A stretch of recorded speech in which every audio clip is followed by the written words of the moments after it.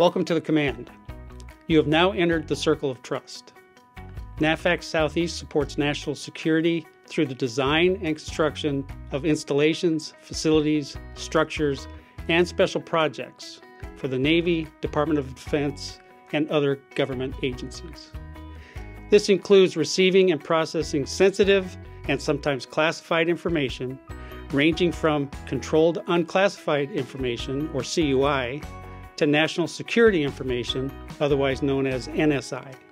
Simply put, this mission requires a trusted workforce to execute contracts that have a direct impact on the nation's warfighting effort. There are 4 pillars of security designed to mitigate risk to NAVFAC Southeast personnel, assets, or information. Force protection is the first pillar of defense, designed to physically deny our adversaries access to our people and assets. This consists of anti-terrorism and physical security measures. Personnel security is the management of personnel and the level of access they have based upon their trustworthiness determined by background investigations. Information security is the determination of the sensitivity level of information and the safeguards required to maintain and protect that information. Lastly, industrial security is a blend of force protection, personnel security, and information security. It is designed to provide support to contractors as part of the DoD team in performing sensitive and classified work. Now that you are familiar with the 4 pillars of security, I want to take a moment to discuss how you can assist in assuring a robust security program and what your responsibilities are as a NAVFAC Southeast employee. All NAVFAC Southeast positions are considered either non-critical sensitive or critical sensitive national security positions. A sensitive position is defined as any position within or in support of an agency in which the occupant could bring about, by virtue of the nature of the position, a material adverse effect on national security.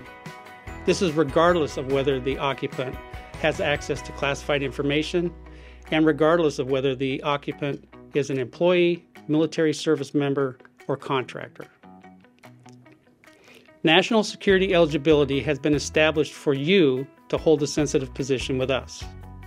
And there are requirements that you must follow to maintain that eligibility. You must report all unofficial foreign travel, and yes, that includes a cruise or trip to a U.S. territory. Reporting your travel outside of the United States is as simple as sending an email to the Security Department. That includes where you are going and the dates of travel. You will then receive a checklist of items to complete prior to departing. Finally, you will be required to check in with the Security Department when you return. Your next responsibility is to avoid restricted areas unless you have authorization. NAVFAC Southeast owns several restricted areas that are identified with restricted areas signage. These spaces are controlled to ensure the maximum level of security to protect mission-critical assets as well as the critical assets of the installation. NAVFAC Southeast also has 2 SIPRNet rooms. These spaces come with additional security elements, including motion sensors, alarms, CCTV, and 24/7 monitoring. If your position requires access to these rooms, you will be required to complete specific training. If your position does not require access, do not attempt access. If you work in a designated restricted area, then you are expected to enforce access to that area. If you see a person you do not know in the restricted area, challenge them by asking them to see their common access card. If someone attempts to enter the space unauthorized, report them to security immediately. When you are entering or leaving a restricted area or controlled building, do not hold the door open for someone you do not know. This is not to be rude, but rather a matter of national security. Do not allow anyone to piggyback on your access. This is a protocol for all employees. Everyone who has authorized access to our buildings has badge authorization, so make sure that they use it. The final responsibility is your Common Access Card, or CAC. Every employee, including military, civilian, and embedded contractors, has been granted access to the buildings or spaces they are required access to. The Common Access Card, or CAC, is programmed into the system and assigned to your profile. Your initial profile will be set up in the first week when you report on board. Remember, CACs are government property that allow you access to all installations in the United States. Do not leave them unattended at your workstation. If you step away from your computer, remove your CAC and place it back into your lanyard.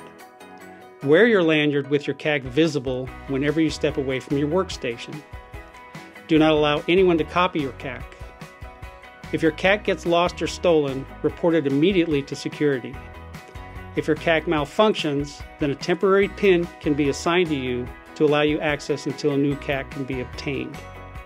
If you have any issues with access, call or email security to assist in resolving the problem. On a final note, the insider threat is real. If you see something, say something, because just like safety, security is everyone's responsibility. Thank you.